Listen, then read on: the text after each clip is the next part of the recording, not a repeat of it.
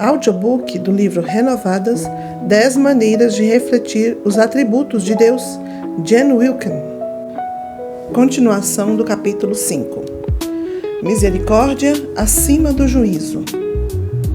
Um dos aspectos mais difíceis de descrever ou ensinar consiste em encontrar e contar histórias que ilustrem os pontos-chave daquilo que desejo comunicar. Prefiro histórias pessoais que realmente tenham ocorrido, como esta que acabei de contar.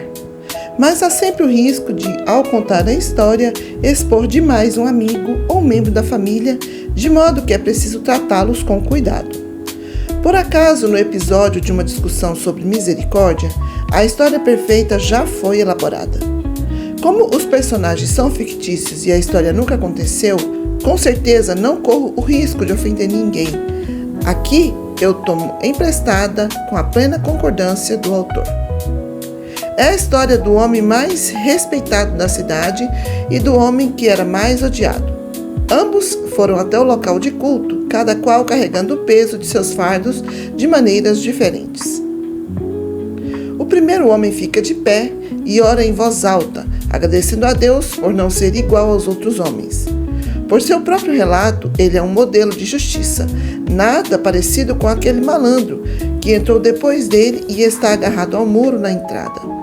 Sem dúvida, todos que o ouvissem concordariam com sua autoavaliação. Mas, então, esse malandro de pé, a certa distância, abre a boca para falar. A presunção desse ato é inacreditável. Com base em que ele ousa oferecer sua oração nesse lugar? Mas ele faz apenas uma declaração simples. Deus, tem misericórdia de mim, que sou pecador. Lucas 18:13. A total insuficiência disso, a brevidade e a generalidade dessa oração, os vapores acres de desespero em volta de sua declaração balbuciada de forma impensada. Volte para o lugar de onde veio. Você não tem nada a ver com este lugar. Mas o autor de nossa história pronuncia um veredicto diferente daquele que esperávamos. Digo-vos que este desceu justificado para sua casa e não aquele, porque todo o que se exalta será humilhado, mas o que se humilha será exaltado. Lucas 18:14. Em verdade, essa história nunca aconteceu. Essa história tem acontecido milhares de vezes. Como é possível que o publicano, o cobrador de impostos da parábola de Jesus, saia de lá justificado? A resposta está naquilo que sua breve declaração ensina. Sendo Jesus o autor da parábola, cada palavra foi escolhida e colocada com perfeita intencionalidade. Deus, tem misericórdia de mim, que sou pecador. Observe a figura de linguagem criada pela declaração desse homem.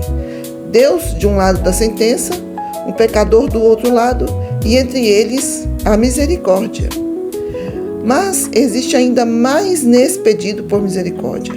A palavra específica que Jesus escolhe para tem misericórdia de mim é a forma verbal da palavra que traduzimos como propiciatório. Os ouvintes da história de Jesus sabiam que o propiciatório era a cobertura da Arca da Aliança. A arca situava-se no lugar santíssimo, a fim de representar um trono. Dentro da arca havia o testemunho, os 10 mandamentos, os implementos da justiça de Deus. Uma vez ao ano, o sumo sacerdote aspergia a mesa de propiciatório com o sangue de um sacrifício inocente e sem mácula para expiar os pecados do povo. Em essência, o cobrador de impostos estava clamando: ó Deus, sê propício a mim, pecador.